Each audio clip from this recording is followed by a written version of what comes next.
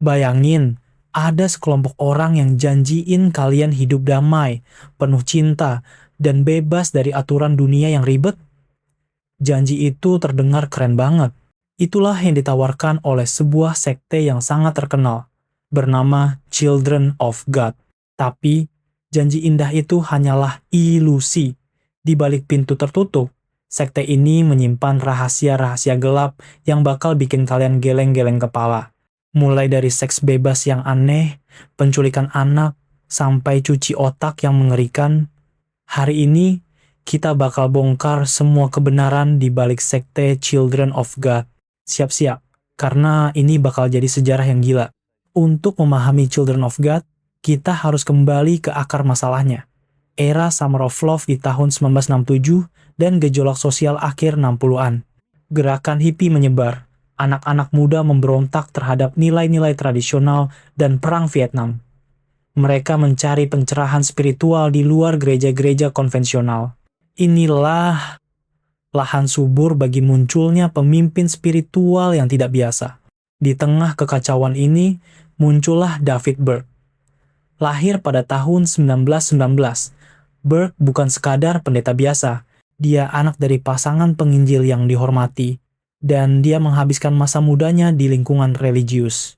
Namun dia merasa gereja-gereja konservatif gagal memahami gejolak yang dirasakan generasi muda. Burke melihat celah, dan dia mengisinya dengan pesan revolusioner. Pada awalnya, Children of God dimulai dengan niat yang, setidaknya di permukaan, tampak mulia. Mereka dikenal sebagai Teen Challenge, dan beroperasi sebagai kelompok misionaris yang memberikan bantuan kepada para hippie. Namun, ambisi Burke jauh lebih besar. Dia mulai mengklaim menerima pesan langsung dari Tuhan, yang dia sebut The Mo Letters atau surat-surat Mo. Surat-surat ini menjadi doktrin utama sekte. Di dalamnya, Burke mengklaim bahwa dunia, termasuk gereja-gereja tradisional, sudah bobrok dan akan segera kiamat. Ia mengajarkan bahwa para pengikutnya adalah keluarga surgawi yang dipilih oleh Tuhan untuk bertahan hidup. Ajaran ini bukan hanya memberikan harapan, tetapi juga memisahkan mereka secara total dari dunia luar yang dianggap sistem yang jahat. Setelah menarik ribuan pengikut, Burke mulai memperketat cengkramannya. Dia menciptakan sebuah sistem kontrol yang sangat efektif dan sulit untuk dilawan. Isolasi total. Pengikut Children of God diinstruksikan untuk memutuskan semua hubungan dengan keluarga dan teman di luar sekte. Mereka pindah ke komune terisolasi yang disebut koloni di berbagai negara. Ini adalah langkah pertama untuk menghilangkan sistem dukungan dan membuat mereka sepenuhnya bergantung pada Burke dan pemimpin sekte. Pengendalian keuangan. Burke menerapkan doktrin sharing. Semua harta, properti, dan uang yang dimiliki pengikut harus diserahkan kepada sekte.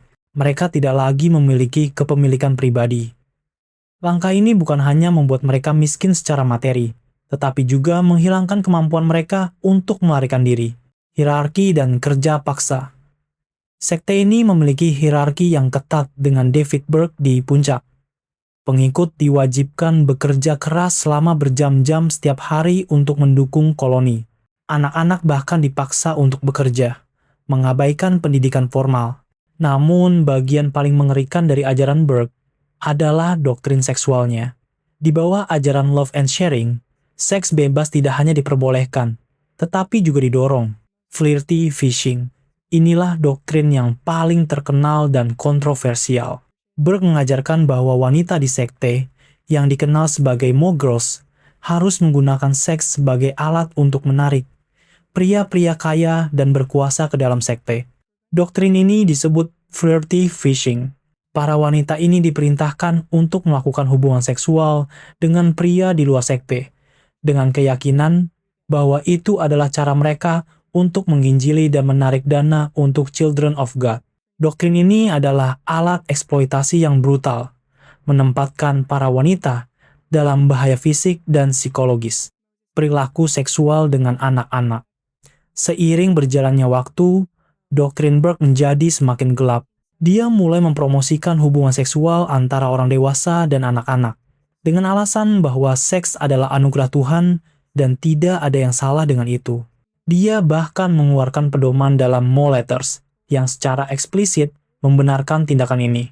Anak-anak yang lahir dalam sekte ini menjadi korban yang tak berdaya. Mereka dianggap sebagai milik Tuhan dan sering dipisahkan dari orang tua mereka untuk dididik sesuai ajaran sekte. Mereka mengalami kekerasan fisik, emosional, dan pelecehan seksual yang mengerikan. Mantan anggota yang selamat menceritakan bagaimana mereka dipukuli dan dikucilkan jika menolak. Kejahatan yang tersembunyi akhirnya mulai tercium. Pada akhir tahun 1970-an, sejumlah mantan anggota yang berhasil melarikan diri, yang dikenal sebagai ex-cogs, mulai bersuara. Mereka menceritakan kisah-kisah mengerikan tentang penyiksaan, pencucian otak, dan pelecehan yang mereka alami. Laporan media dan penyelidikan. Laporan-laporan ini menarik perhatian media. Artikel-artikel investigasi dari surat kabar terkemuka seperti Los Angeles Times dan majalah Time mulai mengungkap kebenaran di balik fasad Children of God.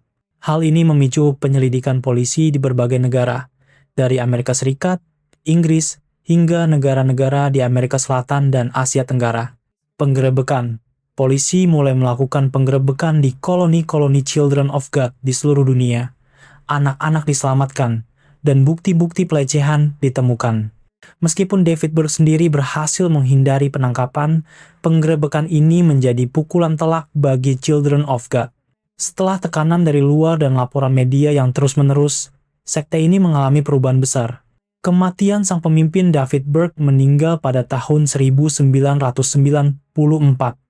Dan setelah kematiannya, kepemimpinan sekte diambil alih oleh putranya, Ricky Rodriguez, yang dikenal sebagai Aaron Moses. Ricky kemudian melakukan reformasi besar-besaran. Dia menghapus doktrin-doktrin ekstrim, termasuk flirty fishing dan doktrin pelecehan anak. Transformasi nama.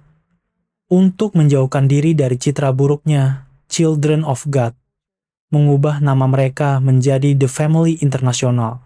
Mereka mengklaim telah melepaskan diri dari masa lalu yang kelam dan berfokus pada pekerjaan misionaris yang lebih etis. Namun, bagi banyak mantan anggota dan korban, perubahan nama ini tidak menghapus luka yang mendalam. Banyak korban yang kini dewasa harus berjuang seumur hidup untuk pulih dari trauma yang mereka alami. Kisah Children of God adalah cermin gelap yang menunjukkan bagaimana sebuah ideologi yang awalnya tampak tidak berbahaya dapat berubah menjadi alat kontrol dan kehancuran. Ini bukan hanya cerita tentang satu sekte gila, tetapi tentang bagaimana pikiran manusia bisa begitu rentan. Kisah Children of God adalah pengingat yang mengerikan bahwa bahaya seringkali datang dalam kemasan yang paling menarik. Sekte ini meninggalkan jejak kehancuran yang tak terhapuskan, dan kisah para penyintas adalah bukti kekuatan luar biasa dari ketahanan manusia. Apa pendapat kalian setelah mendengar semua kisah ini? Apakah menurut kalian orang-orang yang bergabung dengan sekte ini benar-benar gila, atau mereka hanyalah korban yang terjebak dalam jebakan psikologis yang sangat rapi? Tuliskan pendapat kalian di kolom komentar.